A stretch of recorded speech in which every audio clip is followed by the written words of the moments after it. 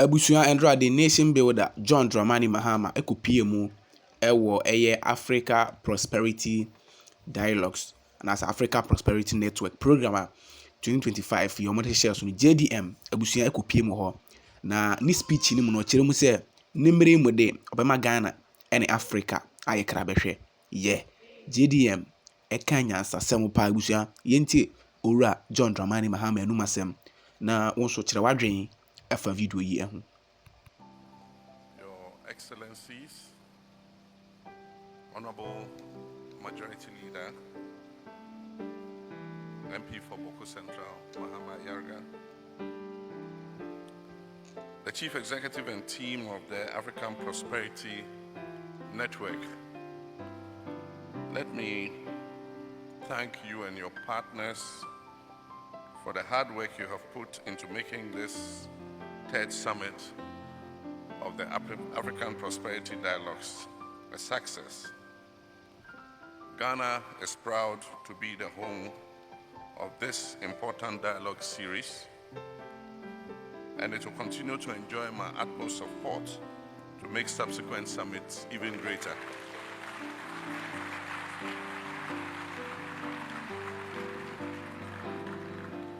It's therefore a great honor to stand before you today at this distinguished gathering of heads of states, policymakers, and business leaders, all united in the common vision of creating a prosperous and self-sufficient Africa.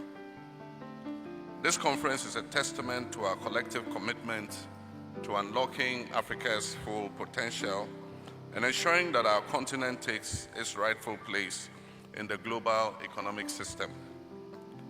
The theme of African prosperity speaks directly to the aspirations of our people, an Africa that is industrialized, integrated, and inclusive. Our continent, Africa, is at a crossroads. On one hand, we boast of immense natural wealth, a youthful and dynamic population, and growing technological advancement. On the other hand, we continue to grapple with economic disparities, infrastructure deficits, and structural barriers that impede our forward movement. But the good news is that our destiny is in our own hands. The actions that we take today through decisive leadership and strategic partnerships will define the future of this dear continent of ours. One of the most transformative initiatives of our time is the African Continental Free Trade Area. It has the potential to create the largest free trade area in the world.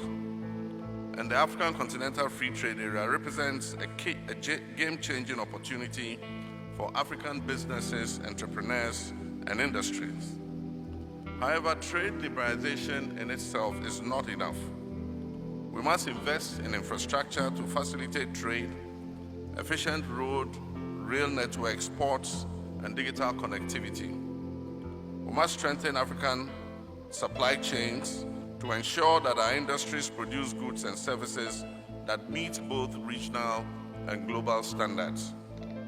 We must harmonize our trade policies to eliminate non-tariff barriers and reduce the cost of doing businesses across borders. We must fast-track the full operationalization of the Pan-African Payment and Settlement System to facilitate the payment for goods and services across our continent. If we commit to these actions, we can unlock a $3.4 trillion market, creating jobs and prosperity for millions of Africans across this continent.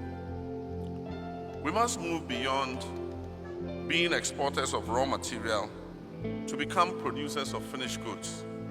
Whether it is cocoa in Ghana, oil in Nigeria, copper in Zambia, or diamonds in Botswana, we must process and add value to our natural resources. By so doing, we'll not only increase our share of global trade, but also create sustainable jobs for our people, especially our young people.